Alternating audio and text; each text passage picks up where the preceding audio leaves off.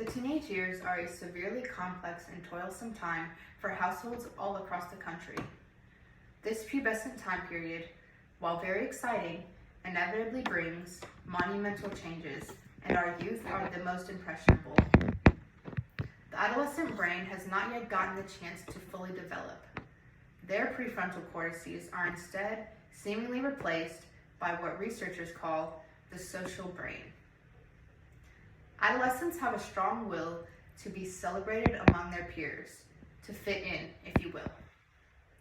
Scientists Crone and Dahl found that this sensitivity to social evaluation contributes to a wide range of serious health consequences, including substance abuse, vehicular accidents, violence, and suicide. In addition to this biological underdevelopment, adolescence is a time period riddled with rapid physical, emotional, and social transitions. Academic challenges, peer pressure, issues within the home or the family are all very common hardships that pose consequential risks for the success and development of adolescents. Individuals as young as 8th graders may opt to self-medicate as the risk factors pile on, overwhelming the adolescent mind. Last year, in 2022, the National Center for Drug Abuse found that at least 1 in 8 teenagers are abusing illicit substances, and this figure is rising at alarming rates. When researchers compare the involvement of drugs among 8th graders in the year 2016 to the year 2020, they found a 61% increase in use. As a professional in the human service field, these statistics are disturbing, though not surprising. The country is in the middle of the worst opioid epidemic in history. In her journal, Opioids Feel Like Love, opinion writer Maya Salovitz exposes some of the reasons behind the drug abuse. And unfortunately, our youth are not an exemption from the epidemic. Scientists have concluded that certain drugs, like opioids, mimic neurotransmitters in the brain responsible for making us feel loved, connected, confident, and confident.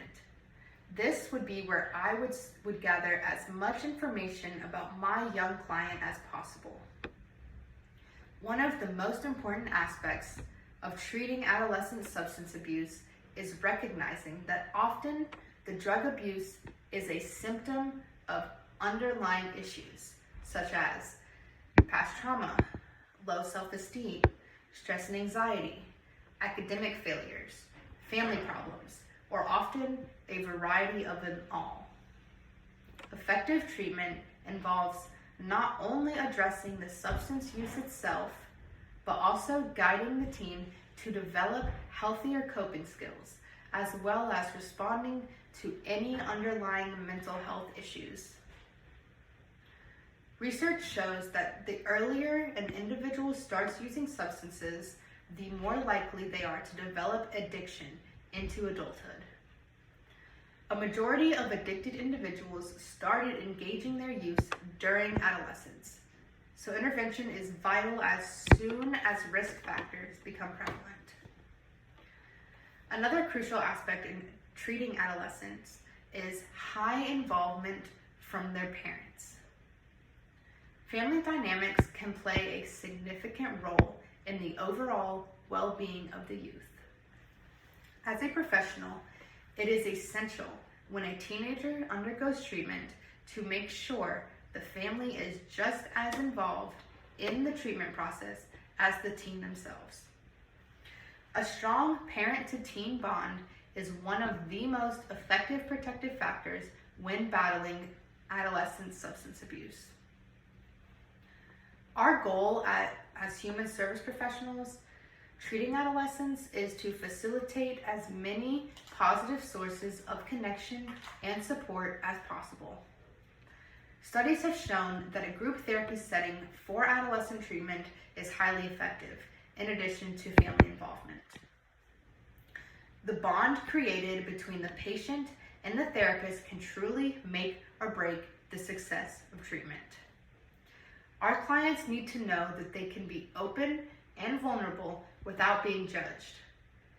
An unwavering and continuous therapeutic alliance is so essential towards solidifying progressive behaviors.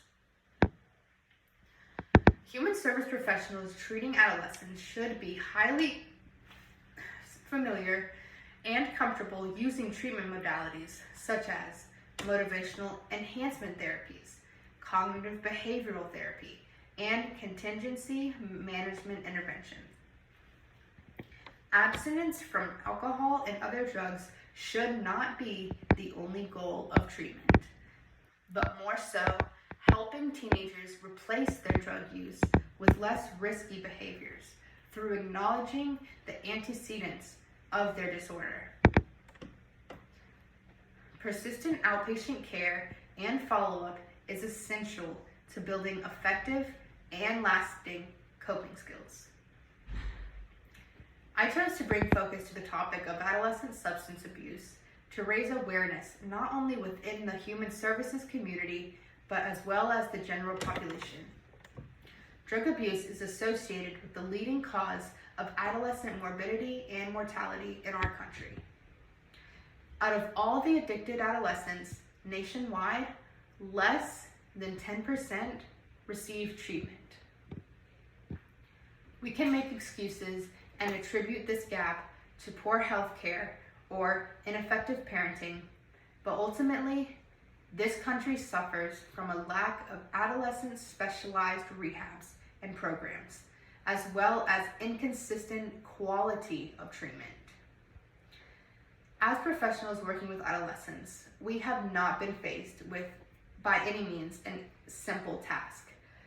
Currently, there are no empirical results to guide us into matching specific treatment modalities to specific types of teenagers.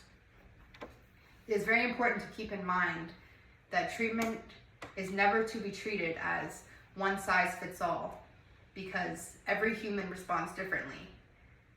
Luckily, our youth are incredibly malleable. Their behaviors can often be changed with less difficulty than the elderly. I was a sophomore in high school the first time I started exploring substances. By the time I was a junior, I was physically and psychologically addicted to benzodiazepines. When my dad lost his battle with cancer, 2 days before my senior year started, I knew that I was in hot water. My mom was single and alone, watching her only daughter, who just 2 years prior was an exemplary student, achieving the AB honor roll, running for cross country, playing club volleyball passionately and competitively, turn into a delinquent and angsty teenager who had nothing on her mind besides getting her next high. I was suspended in January of my senior year, with only 5 months left till graduation. I had skipped and failed so many of my classes, I was not on track to graduate at all. I was hurting so deeply, and I was truly unable to see the light for my future. The first time I was ever offered any help or even had a conversation about what was going on inside of my young mind was when I woke up in a psychiatric hospital after attempting to take my life in April 2016. Thankfully, I was able to get most of my homework brought to me in the rehab, and my high school worked as best as they could with me, given the situation, to help me. I was discharged after about 3.5 weeks, just in time to barely walk across the stage. But unfortunately, the only outpatient plan I had in place for me was a sheet of paper with the contact information of local psychiatrists. For the next nearly 10 years, my life was a loop of chaos and hospitals and jail and court and funerals and hospitals, and my addiction was the driving factor behind it all.